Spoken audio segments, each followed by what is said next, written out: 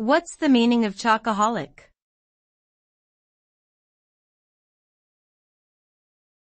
Chocoholic.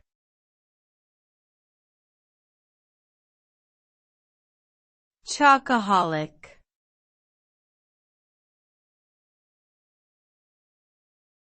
Chocoholic.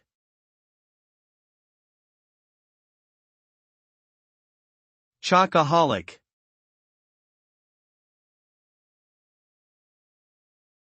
Chocoholic is a term used to describe someone who has an obsessive craving for chocolate. This person may find it difficult to resist eating chocolate, and regularly consumes it in large quantities. The term is a combination of chocolate and alcoholic, implying that the person's relationship with chocolate is similar to that of an alcoholic's relationship with alcohol. While there is no official medical diagnosis for chocoholism, excessive consumption of chocolate can have negative effects on one's health, such as weight gain, dental problems, and increased risk of certain diseases.